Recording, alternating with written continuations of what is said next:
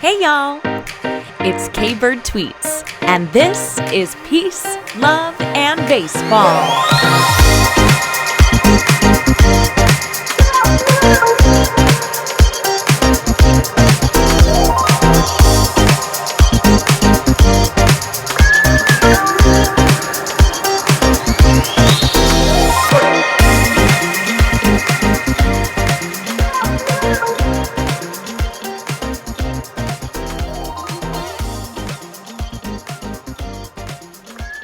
Welcome into an all-new episode of Peace, Love, and Baseball. I'm your host, K-Bird Tweets, coming at you on this Monday in late April. Just kind of put it in perspective, right? Sometimes I don't really ever say when it is in the world unless we're celebrating a holiday or something, but this is where we're at in the baseball season, a few weeks in, and want to share that with you because it's going to be, some insightful perspective for the conversations that we're going to have today, particularly with our Kansas City Royals feature. So we're going to talk to Jeremy from the Royals Rundown podcast later on in the episode. But while you're at it, why don't you follow K-Bird Tweets on Twitter? That's me, at K-Bird Tweets. Handles right here on the screen for you if you're watching on YouTube. And it's in the show notes if you're listening on your favorite podcast platform.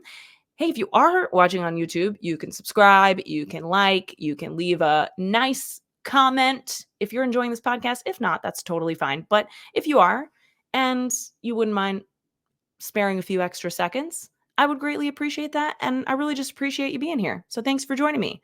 We are at peace.love.baseball on Instagram. We have a Facebook page called Peace, Love, and Baseball. And that YouTube channel is the K-Bird Tweets YouTube channel, but maybe you've already found it. I'm glad that you found Peace, Love, and Baseball, however you are choosing to consume it today. Welcome in. Before we get to our Kansas City Royals feature today, we've got to hit this week in Peace, Love, and Baseball. Got a little peace, a little love, and then a lot of baseball for you. For our Peace segment today, I want to talk about the human body and how amazing it is. And maybe I mean the human brain, which is part of the body. But I had this thought because a couple weeks ago, I told you, I guess it was just over a week ago, I told you I was getting my wisdom teeth taken out.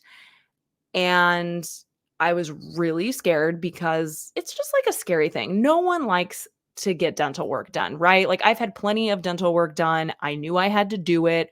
I scheduled the appointment. I showed up like a big girl. I'm proud of myself, but I was not looking forward to it, not only for, the getting teeth yanked out and pain part of it and just the recovery, which has been overall okay, but, still kind of annoying.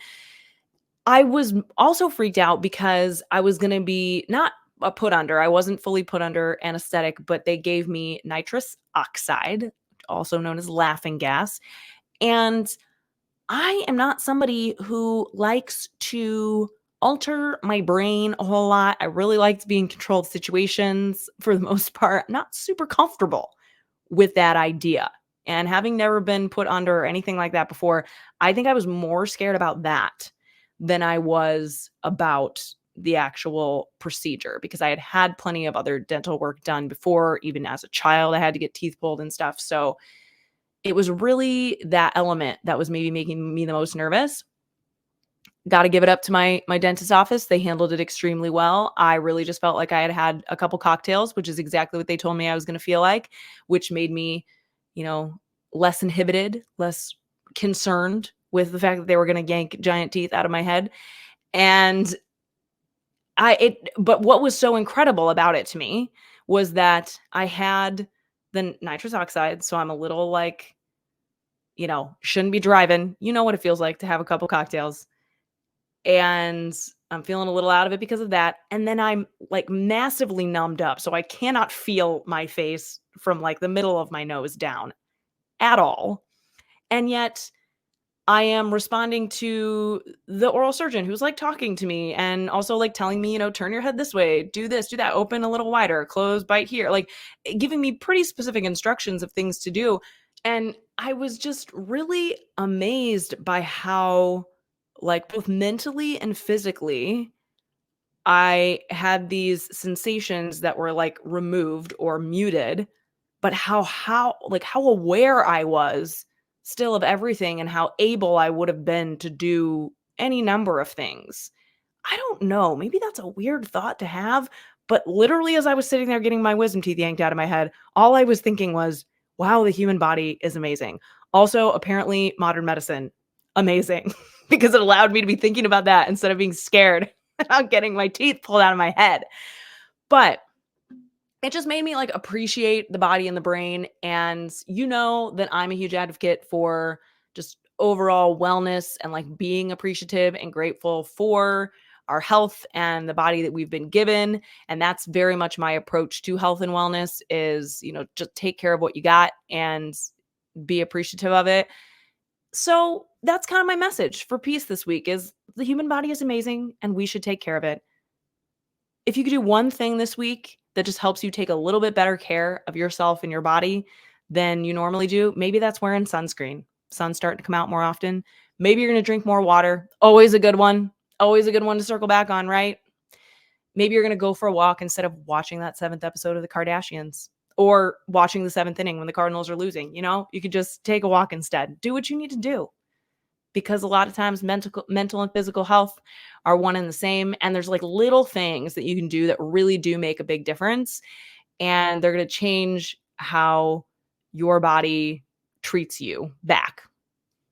That's my wellness high horse for today. Let's get to love. Peace, love, and solidarity, baby. This is still along the lines of my wisdom teeth journey, but it really it is something that is in regard to literally everything. And that is how comforting it is to connect with someone who is going through something similar. When I was getting my wisdom teeth pulled, someone on Twitter responded to me and was like, I'm on my way to get a root canal right now. And I'm like scared, not looking forward to it too. And immediately I just felt better because I was like, you know what? Everyone goes through this. That's part of the reason that people were engaging at all with it, because they could experience it. I had plenty of people who were responding and being like, oh, you'll be okay. This is what happened to me, blah, blah, blah. But to have someone who was like going through something similar in that moment, and that's so simple. And it was very, it was very internet web based. It wasn't even like in person, but it made me circle back to how helpful that is. And, whether it is from oral surgery to just talking to another fan whose team is also sucking right now. Susie and I over at Bourbon and Baseball, which is the weekly baseball podcast that I do with her over on Bourbon and Baseball Pod channel. She's a Houston Astros fan. And I tell you what, I feel a lot better about being a Cardinals fan right now because I'm not a Houston Astros fan. And we've been looking at other players like Aaron Judge, Freddie Freeman, and we don't feel so bad about Jose Abreu and Paul Goldschmidt because they're not alone. Solidarity, man. Whether it's a good or a bad thing. I know I'm talking about negative things right now, and I think that's where like comfort comes in, but it's actually one of the best things about the internet because we can seek out groups of people who have the same interests as us, who have gone through the same things or have the same perception of things as we do. And sometimes that's good and sometimes it's bad. I think it's very valuable to have different opinions and perspectives on things. And it gives us that too, I suppose. But even just in the sense that, whether you're going through a medical issue or, some kind of challenge with a relationship or something, you can find a group of people or even just one other person who has gone through something similar. And they might not be anywhere near you in the country, but that's okay because there are all kinds of groups and organizations and stuff that you can be a part of, or at least find a way to be a part of, even if it is ultimately in person, which I do think is super important. And we should continue to find ways to seek that out. So maybe that's my challenge for you in our love segment this week is how can we seek out those kinds of solidarity relationships in person? Can you join a group in person that maybe you otherwise would find online to have those kinds of in-person interactions? It's really hard to put yourself out there. So the internet helps us be a little braver about it. And if you feel like you're doing that well, and that's something that you have found comfort in and you find that value in it for yourself, maybe you're ready to take a chance and try to put it out there in person. Just a thought. Could be worth it. Could be really worth it. Okay, before we get to our Kansas City Royals feature with Jeremy, I want to tell you about a couple other things in baseball this week. Obviously, we're still doing the STL Cards 24 season scrapbook episodes. They're live on Sunday nights at 7 p.m. Central, and then in your podcast feed on Monday mornings. So keep up with that, especially if you weren't able to watch all of the games the previous week, or if you're like in a bad headspace and you just want to hear some things like let go of the bad and maybe hear some things that we could look forward to. I'm going to stick with you all season long. But a couple other things that I wanted to bring to your attention for baseball consumption, whether you are a Cardinals fan or not, is a Lance Lynn interview that was done with Jessica Kleinschmidt, who works for the Oakland A's on their radio broadcast team. And she did an interview with him on a podcast called A's Unfiltered that I'm going to link in the show notes for you. It's only about 10 minutes long, but you are going to feel like you just got an hour episode worth of content. It was the only way I know how to articulate, like part of why I was so impressed with the interview was it felt longer. And I was like, that was 10 minutes of my life. And maybe it's that I wanted it to be longer too, because great poignant questions. And in turn, Lance was able to give really thoughtful responses because of the way that Jess posed the questions and all that good stuff. So it was just a really, really good piece of baseball content. And as a Cardinals fan, I think there's a lot of good points that he touches on in there, regardless of how you're feeling about the season overall. It's interesting to hear about individual players' careers. And Lance Lynn is somebody who's been in it for the long haul. He's had plenty of ups and downs, and he talks about that in this interview in a really interesting and entertaining way, as Lance Lynn does.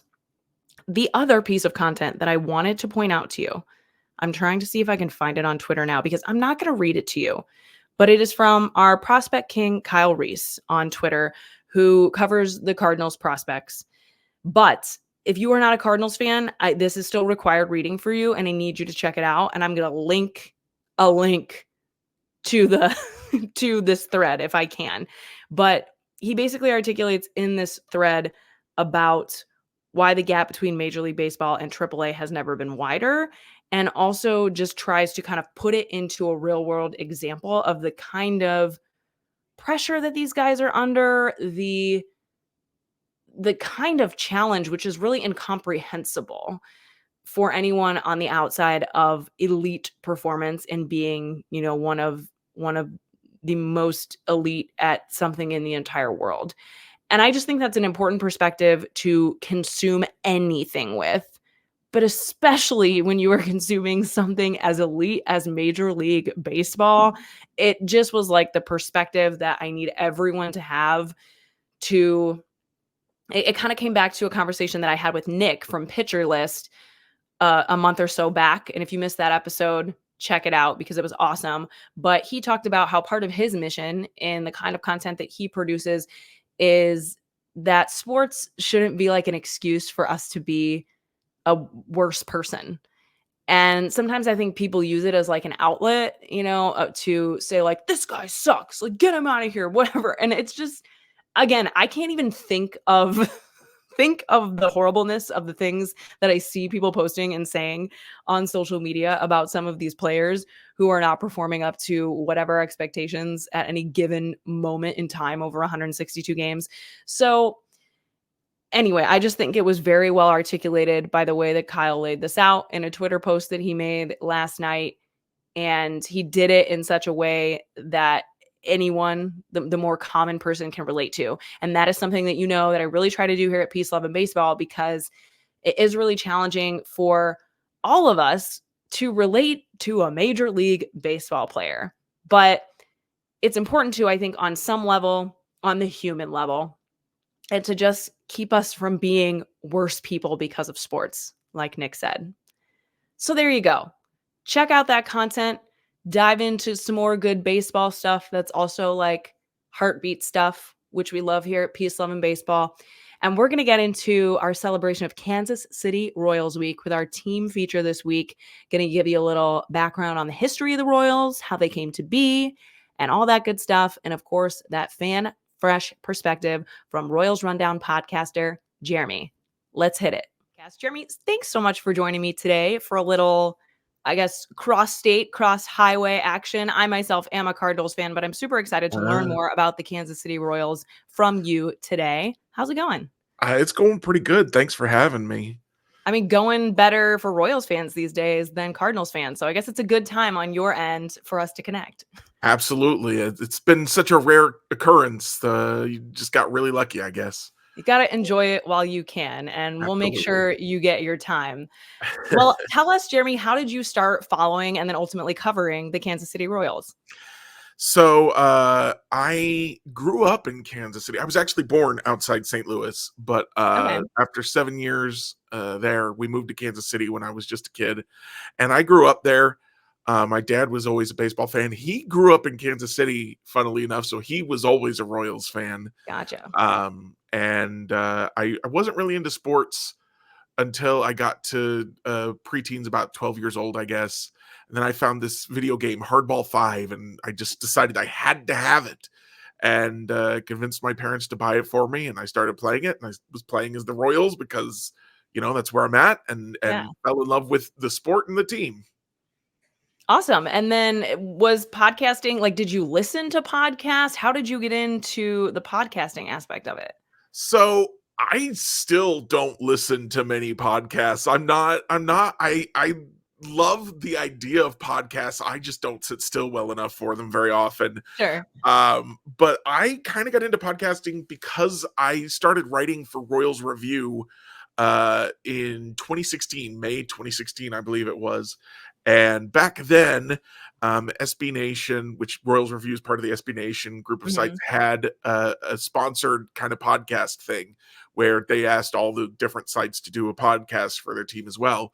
And so I would guest on there occasionally since I was a writer. And then as things kind of progressed, I kind of realized I liked doing it. So when SB Nation said no more, and my co-host on Royals Rundown, Jacob, was kind of leading things, he said, well, let's go back to Royals Rundown then.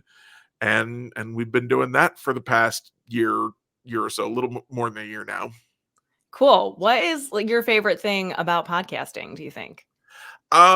It's just a lot of fun to get together with friends and talk about the game. I live out in North Carolina now, so there's not a lot of Royals fans out here, as you might imagine. So having somebody to talk to, and especially Jacob, is just a delight to always interact with. And we have it set up so that when our podcasts are on Spotify, among other things, but people can always respond to Q&As on there. And so we get a lot of feedback from there. And that's always fun to hear what other people are thinking about the podcast and especially about the team. That's so cool. That is one of the things that I certainly appreciated about it the most as well. I am a Cardinals fan living in Chicago, and I have been for many years. So I can very much relate to what you're going through of like, I got to put it out there and get other people to connect with, at least on, the team that I specifically want to follow or follow the most closely. And yeah, the fact that even when you're kind of like talking at an audience as opposed to like having a roundtable conversation, there is a lot of ways that it feels like a roundtable conversation and people can join in on it. So I totally agree. And it's very cool that there are these lanes for every team that can just kind of find their group of people to connect with. So I'm excited for our listeners to learn more about the Kansas City Royals from you today, because we're covering all the teams this season on Peace, Love, and Baseball. And a big part of that is because we have a lot of overseas listeners who might follow the game of baseball, but don't have like a specific allegiance, or they're still kind of deciding, sometimes they root for this team, sometimes they root for another team. So today we're going to sell them on the Kansas City Royals. Sound good? Absolutely. Let's do it. So I'm going to give us like a little, just kind of high level look at how the Royals were started, and we'll kind of get your expertise on the way through here. Right. So the Royals were founded in 1969 as an expansion franchise that was granted by MLB after the Kansas City Athletics moved to Oakland. So Kansas City Athletics are now the Oakland A's. They're, of course, back in the news these days for relocating yet again. But the Kansas City Royals were an expansion team. making them like, not one of the super old franchises in Major League Baseball. Right. They finished in second place in the American League Western Division 3 times in their first 7 seasons. So they just jumped right in. This I thought was super interesting, Jeremy, and I never would have guessed, but the Kansas City Royals are named after a livestock show. Yep. I certainly assumed that they were like named after, some connection to royalty, but in reality, the team was named after the American Royal Livestock Show, which is held every year in Kansas City. When the city held the team's naming contest, some alternative submissions were names like mules and cowpokes. So I'm really glad that they decided on Royals. But here's where I've got to ask you about the team's mascot, Yeah. because I've heard he's quite the character. His name is Slugger with 3 R's. And he is a troublemaker. Apparently, he's been accused of everything from, trolling to detaching a human retina. And in 2009, he was actually sued Yeah. for hitting someone in the face with a slab of meat. So first, tell me, what is Slugger? I think he's a lion. Yeah. Is that correct? Yeah, he's a lion with a crown growing directly out of his head. I actually have a Slugger hat that's like, you put it on and it looks like I've got a cow udder on my head. It's very weird. Amazing. But it looks better in mascot form. And he's a pretty typical mascot. He's got the big goofy grin on the big stuffed Yeah. head. And he shoots the t-shirts and the hot dogs into the stands. And I guess I only vaguely remember this, but I guess they had the cannons miscalibrated once upon a time and shot him a little too hard, and that's where the detached retina thing came Oh, from. man. So he's just never going to live that down. Yeah, Not probably really his not. fault, but that's rough. Well, yeah, he's a really interesting looking character, and I found it funny because he definitely plays into the royal, like Right, royalty from exactly. his look, as opposed to them having like livestock sort of mascot. But Yeah, I would have thought a interesting. cow or a horse or something. Yeah, who knows? But he is a fun character. Is he generally popular with the fan base? Especially with the kids, yeah. Yeah. But that's every mascot, I suppose, is more popular with the kids than the general fans. But I've never heard anyone say anything negative about him. He's pretty well liked in Kansas City. Awesome. That's good to know, because if you do, again, just kind of like a high level look online, it's like Slugger is trouble, but I'm sure he's all in good fun when it Yeah. really comes down to it. Well, I want to talk a little bit about the original owner of the Kansas City Royals named Ewing Kauffman. And it seems like he led a pretty remarkable life. He was bedridden as a child at age 11 with a heart condition.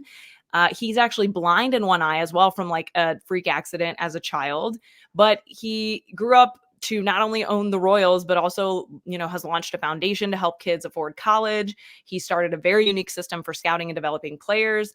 He's really done it all. So this Project Choice, which is the program that he started to fund post-secondary education for nearly 1,400 Kansas City students, it was for those who graduated on time and generally kind of stayed out of trouble, just to give them kind of a leg up. And the final Project Choice students graduated college in 2001. And in 2003, the Kauffman Foundation followed up with the launch of the Kauffman Scholars Program, a 19-year initiative aimed at academic enrichment and mentoring. So that's very cool to hear about that kind of stuff, because not all team owners, especially this day and age, have that kind of heart behind them.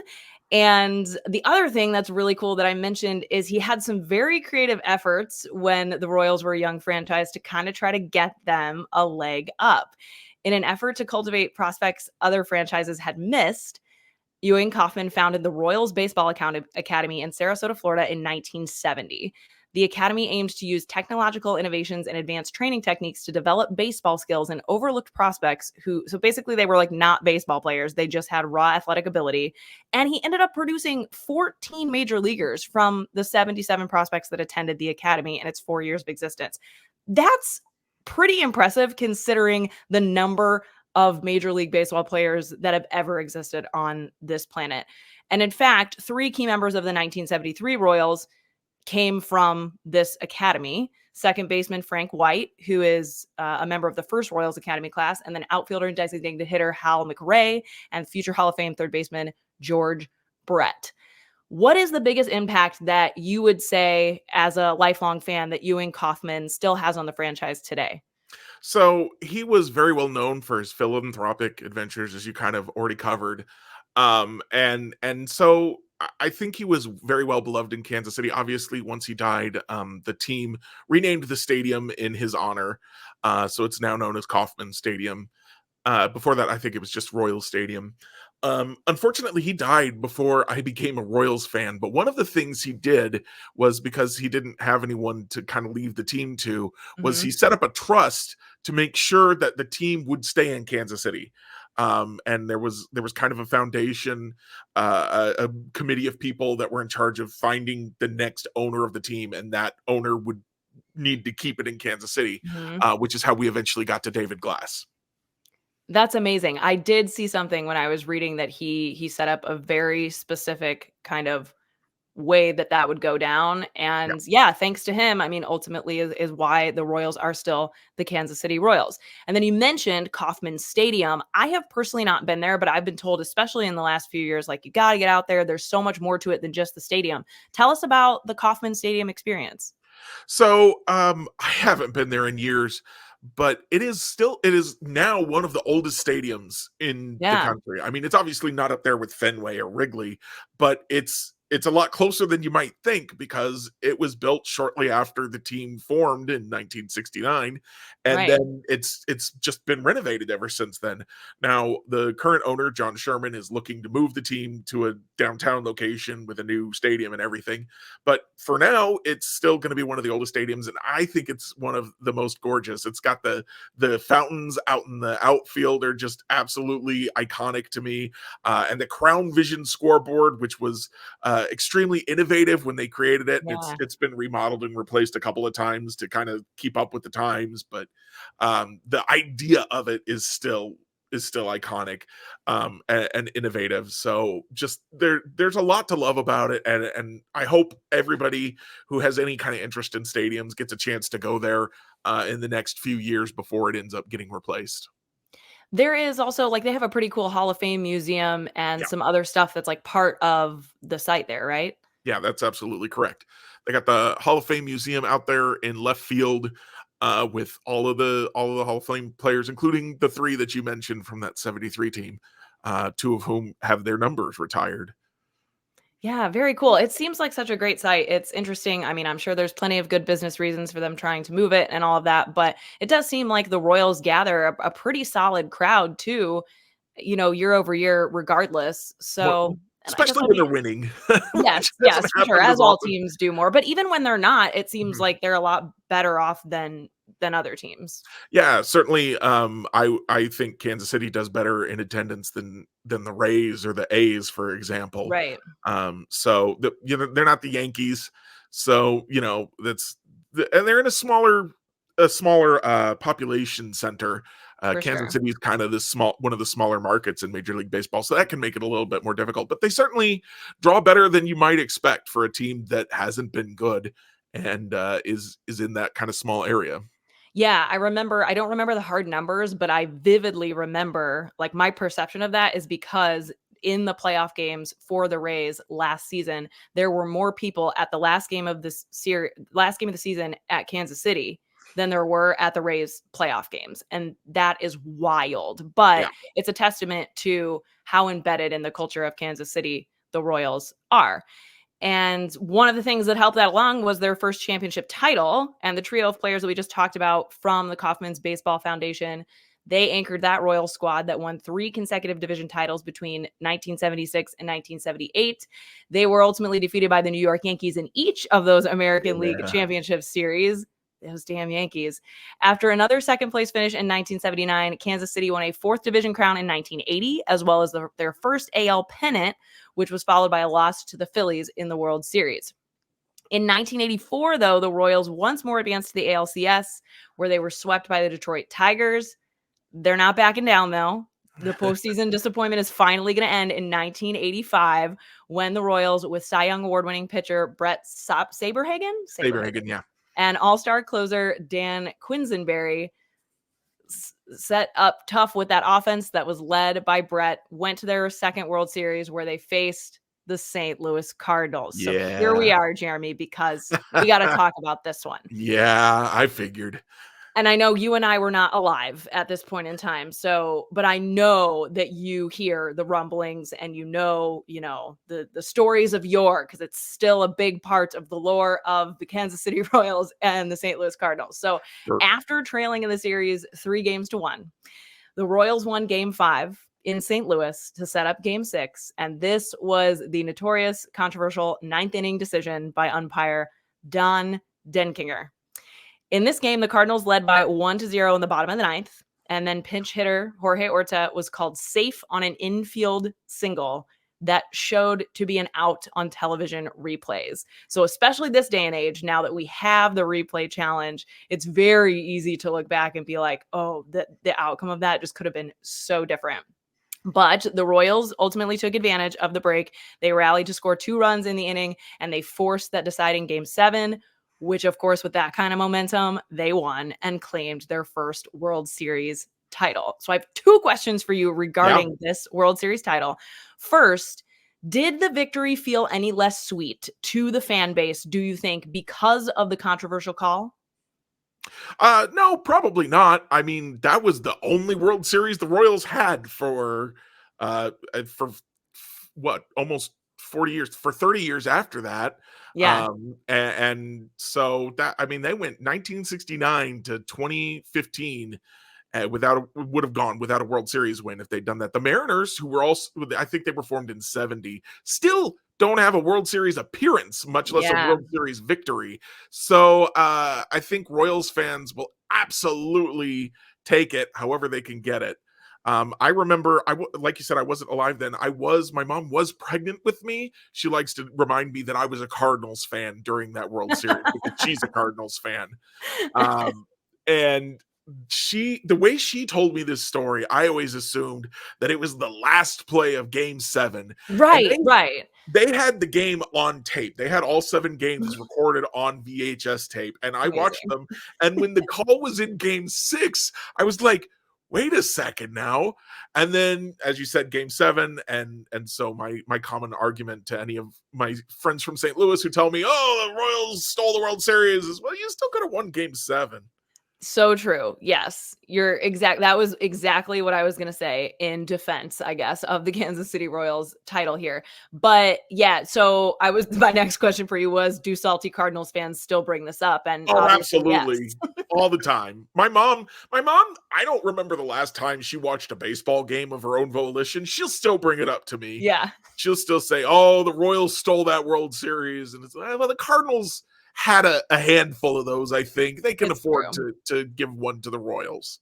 Oh my gosh, that is too funny. Well, I did hear recently, the Cardinals have been celebrating the life of Whitey Herzog, who was the manager of that team. And I did hear a story recently that he actually invited this umpire to their reunion for the Oh, 1985 team and I think he invited him to speak at it and stuff. So they have certainly, put it behind them and just chalked it up to that's baseball. And I think that's, very much what we all have to do as fans as well. yeah, absolutely. I mean, there's no arguing it was a blown call. It was absolutely a blown call. Sure. But those happen. They still happen. And Right. you just kind of got to roll with it sometimes. Right. And who can say what the outcome would have been one way or another, even if that call was different, to your point. Well, let's talk about the 90s and heading into the 21st century with the Royals. Kansas City's stretch of 7 playoff appearances in 10 years fizzled out pretty quickly here as the team entered into a long postseason drought, as you kind of alluded to, beginning in 1986. One thing that I had no idea about was that they added 2 sports star Bo Jackson in 1986. So he's like the only player to play I guess he was playing professionally at the same time, football and baseball. Well, I think there's 2 of them because Deion Sanders also did Oh, that. yes. Okay. But so Bo Jackson was the first. And unfortunately, he sustained a hip injury while, who would have thought, playing football for the Los Angeles Raiders in 1991. And he stopped playing football, said, I'm going to focus on baseball, but he had obviously regressed because of the injury. And this is kind of the beginning of the trend of the team failing to capitalize on promising young players.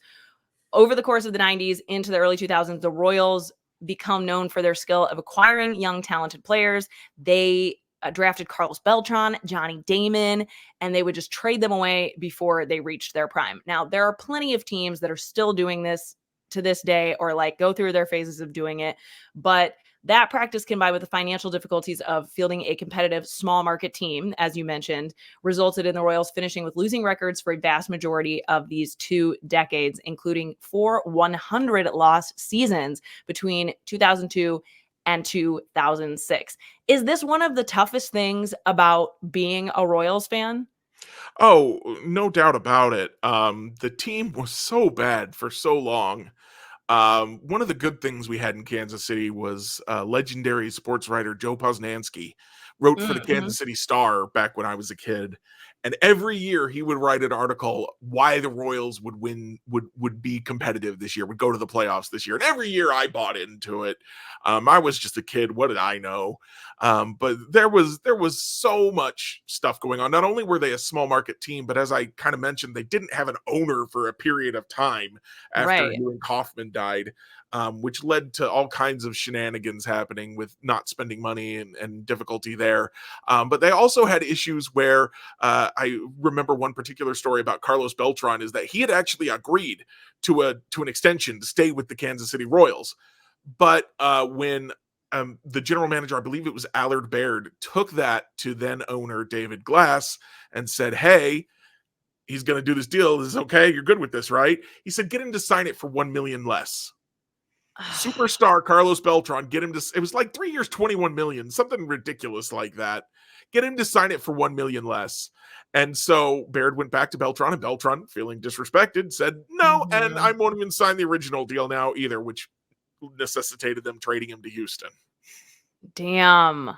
Man, I mean, those are just the kind of stories that you hear from the people who are ultimately in charge of making these decisions. And for a long period of time, I'm sure that has been a frustration for Royals fans. So I want to ask you just kind of a fun question now Yeah. to allow you to just have some fun in a dream world. Jeremy, is there a player, whether it be like previous, could be more like Carlos Beltran time, or a current player in Major League Baseball who you would pick to be on the Kansas City Royals because you just feel like they fit the team culture and the fans would love to see them play in Kansas City? The obvious choice I think is Shohei Ohtani. Doesn't really fit the culture Sure. necessarily, but I think everybody would love to have him on their team. But when I was thinking about this, because Jacob kind of shared some of the outline stuff with me, the first thought I had of a guy who kind of fits the culture a little bit is Stephen Kwan. I think would make a lot of Ooh, sense on this okay, team yeah. over with the Cleveland Guardians. He's a guy who's a little athletic out there, gets the bat on the ball, does not walk very much because the Royals do not like walking, never have as long as I've been a fan. Even when Moneyball came out, the Royals were like, "Oh, now that everyone understands walking is a thing, we understand that also, but we can't afford those guys." So Stephen Kwan, I think, makes a lot of sense for me as a guy who's kind of out there. That's like, oh, could he fit on this roster? Another one I thought of was Marcelo Ozuna, but he is so hot right now that it would just feel unfair to take him from Atlanta and put him on our team. Well, it's interesting because there are so many players. I mean, even like Jorge Soler was a Kansas City Royal. There are players that you just forget about. And yeah, I mean, I could see either of those guys one way or another fitting in there. So sometimes it's just nice to dream it up. And I think when you pick out those people as a lifelong fan, it tells us about, the culture of the team a little bit. Yeah, absolutely. And I know there have been other guys that we all looked at as Royals fans and said, "Why hasn't that guy been a Royal yet?" And then other guys like Jorge Soler, where it's like, "Oh wait, he was a Royal. When did that Right. happen?" Well, in 2013, a young Royals roster did finally break through these losing seasons, and they had a franchise best record 86-76 since the strike shortened season in 1994.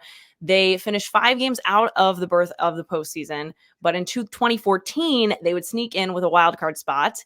The flair for the dramatics is back because they won in an extra inning wild card game. They went on to sweep the division series and earn a spot in the ALCS.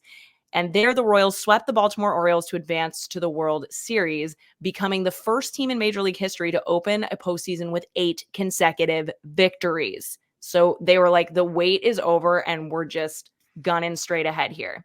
Yeah, absolutely. They did ultimately lose to the Giants in that 7-game World Series. But in 2015, the Royals won the most games in the American League with 95 games to advance to a second consecutive World Series, which is always a super impressive thing to do and is very rarely done across all of baseball. And everything clicked off in timely rallies during the World Series against the New York Mets. They won it in 5 games, 4-1 for their second World Championship in franchise history. Now, you certainly remember this one, right? Absolutely. I was there for those for sure. Amazing. Yeah, I it's sorry, go ahead. oh, I was just gonna say it really wasn't that long ago. I think you No. look at the state of the Royals now, and we're gonna talk a little bit about that, and it's easy to kind of just include them out of the competitive conversation, but this was not that long ago, and this was, it was written on the wall for them to just run away with this season. Yeah, 2014 is one of those years that's like it's closer than you think, but it's also further than you Yeah. think. It's like I'm like, oh, that happened yesterday. Well, it was a decade ago. Oh, that happened so long ago. Well, it was only 10 years ago. I think too, you and I are just getting to that age where we're like old enough to remember things that happened 20 years ago. Yeah, So that's probably part of it is yes, I feel the same way. probably. I'm like 10 years ago, that was like yesterday, right? But it was a decade ago. Mm. So yeah, what you're saying is you do definitely remember it, you relish in it, but you're ready. You're ready for the next Oh, one. I'm so ready. The really funny thing I think for me is that I started writing for Royals Review, as I said, in May 2016, which is right after the Royals had won the World Series in 2015, and they haven't been back to the postseason yet. Haven't had a record over 500 since Yeah. then. So I'm like, am I the curse? Do I need to quit? What's going on? Don't put that on yourself, Jeremy. I was going to ask you because, yeah, the team's resurgence was ultimately short lived over those few years because they did not make the playoffs the following season and they lost 104 games in 2018. And as you mentioned, have not been over 500, have not finished over 500 since. So has your fandom fluctuated with the success of the team, or like how do you stay invested when they're losing 100 games year after year? So, one of the things I've done is give myself permission to not watch every game when they're that bad. One of the great things about being a modern baseball fan is the MLB app. So I can keep an eye on the scores and kind of have a general idea of what's going on without dedicating all night, every night to watching Yeah. this team be terrible. Obviously, this year the Royals have been fairly good so far, so I've been locked in. But once it becomes clear, last year I think it was after the first week. Once it becomes clear the team's not going to be competitive, I usually will watch 2, 3 games a week instead of every game, and then otherwise just keep up with it on my phone. This is an important tip for mental, emotional health of a baseball fan, Jeremy. Mhm. And if, we have a lot of Cardinals fans that are listening in, I'm sure. So I want you to just take note because one of the things that we learned last year that we're really not good at is when our team is not good. Like we Yeah. cannot deal. And I think Oh, I as have lots of baseball practice with fans, that. as baseball fans, we just need that's baseball. We need to get used to it and figure out like, yeah, how we can protect our hearts, but also, stay true and not get too down and out about it. Gotta have some other hobbies. Gotta, maybe the lawn needs to be mowed. It's fine. Just go deal with your stuff. Well, do you follow the prospects for the system as well? Because that's something I've talked to, other fans of other teams like the Cincinnati Reds and stuff that haven't had a lot of success as of late. And a lot of times it can help to look a little deeper into the system and say like, oh, but there's this guy to be excited about. Sure. I have found that I get my heart set on underdog prospects Mm. and they let me down. So I don't do that as much anymore. For example, I was a big Brett Eibner fan. I was sure he Mhm. was going to be the guy. You probably don't even know who that is, and that's fine. He played for the Royals for a few games in 2016, 2017, somewhere in there, and then they traded him away and he tried to make it as a pitcher and that didn't work either. Oof. He was a power hitting outfielder for the Royals. So I don't pay as much attention to the prospects anymore. But again, one of the great things about being a modern baseball fan is there's so many passionate people out there who do follow prospects, even primarily follow the prospects. So I've Mhm. got a few guys that I follow on Twitter, especially Preston Farr at Royals Miners, who just he writes tons of stuff about prospects in general, but especially Royals prospects. And so if I need to know something, I know I can always look at his feed or look on his website, and he's going to have an answer for me. Awesome. That's a good resource if you want to get, deeper into Royals culture. So I'll throw that handle in the show notes as well. Well, we're coming up here with some exciting rookies and maybe another resurgence for the Kansas City Royals, because on June 3rd of 2019, the Royals selected Bobby Witt Jr. with the second pick in the MLB draft. He is widely considered, I mean, he was one of the top prospects in baseball. He's had the most excitement around him, and certainly one of the biggest prospects to be drafted by the Kansas City Royals since the likes of Eric Hosmer, Mike Moustakas.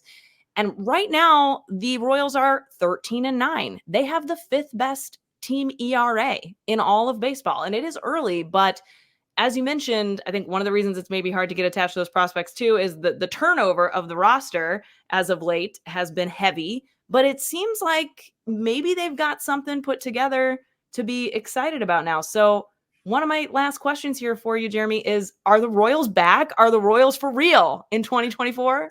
You know, that's a question that I want to have an answer for. I want to believe. I do believe. I think they're back. I don't have any evidence for it, but I do.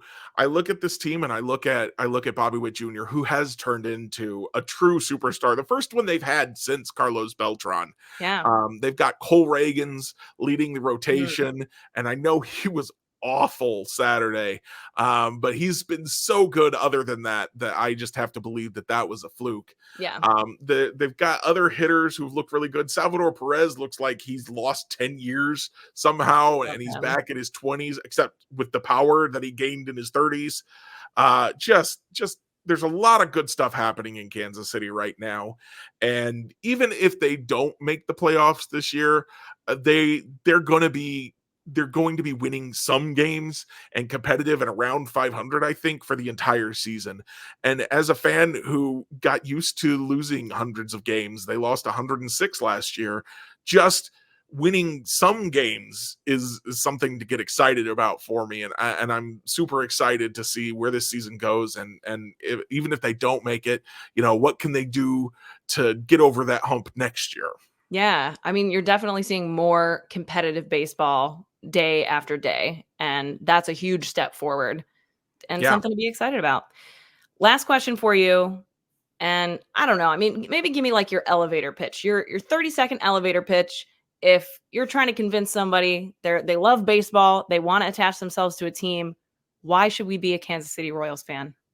So there's kind of two things. As I said, they're getting better right now, and they're young. Bobby Witt Jr., Cole Reagans are both very young. Michael Garcia and Jay Melendez, young guys. Mm-hmm. So there's a bright future here. And these guys are going to be around for a while. Bobby Witt Jr. just signed a massive contract extension. Yeah. He's going to be here for a long time. So, and he's already one of the true superstars in the sport. He's up there with Mike Trout. And then the other thing I'll give you is what I experienced as a Royals fan who's kind of started watching the team, I think in 98, which is that when you watch a team lose for that long, when they win, it's even sweeter. Mm, Like, winning is always good, but when you've watched them lose for that long, it's all the sweeter. I mean, it's that whole underdog story that they put into the sports movies, right? Where it's like, yeah. oh, these guys lose, they lose, they lose. Well, now let's see what happens when they win. And it's just something that's really, really fun to be a part of. And the Kansas City baseball culture, I think, is very welcoming and very kind to people. With the online culture, we've got over at Royals Review, there's a huge community of commenters, and they're all very friendly. That's kind of how I started writing. Was I got in there and I was commenting with people and having a good time, and I thought, well, let me try this whole writing thing, see how that works out. That's awesome. And yeah, I totally agree with your take on like the highs are sweeter when you've stuck with it through the lows. So that is a really good point. And that is certainly unique to, I mean, not exclusively unique to the Kansas City Royals, but it is something that you're going to get on top of all those other great points that you made. Jeremy, where can we follow you and Royals Rundown on social media? So you can follow me. My personal Twitter account is at Hokius, Hokius. And you can follow Royals Rundown at Royal Rundown Podcast, RoyalRundownPodcast. And pretty much I don't just tweet about baseball. I also like to tweet about video games and stuff too. So if that's not your jam, that's cool. All the baseball stuff will be over on the Royal Rundown Podcast Twitter account. And Jacob and I record Sunday nights and Wednesday nights. We post them Monday morning, Thursday morning. Jacob's also been doing this year an after game podcast for every game because he's Oh, ridiculous. wow. Yeah, he does Yeah. like 15, 20 minutes after the game. Awesome. So there's always something to listen to if you want to check that out. That's really big too. Again, for our overseas fans who might be waking up the next morning shortly after the game and want to catch up because they don't have access to watching it on TV. So that's awesome. Cool. Well, hey, thank you so much for hanging out with me and diving into Kansas City Royals culture a little bit here. I hope you have a very enjoyable rest of the season, unless you're playing the St. Louis Cardinals. And I look forward to talking baseball with you more in the future. Awesome. Thanks for having me. Big thanks again to Jeremy from Royals Rundown Podcast for joining us today for our Kansas City Royals team feature. Always a good time when you've got an expert, a lifelong fan in your corner. And hey, make sure that you are following Jeremy and his podcast, as well as Peace, Love, and Baseball. You can find me on Twitter at KBirdTweets if you're not following along already. And if you are listening on your favorite podcast platform, make sure you're subscribed so the show continues to populate in your feed. And if you could give us a rating if you're enjoying this podcast and a review, it's super helpful. And it takes just a moment, and I super appreciate it. If you're on YouTube, hit that subscribe button, give it a thumbs up, leave a comment. What are you thinking and feeling? Kind of like Jeremy and I were just talking about. It's fun to open up that dialogue and create a more roundtable conversation based on these podcast episodes. And that's a huge reason why we do it here. So I hope you'll join me again next time for more Peace, Love, and Baseball. I will see you then.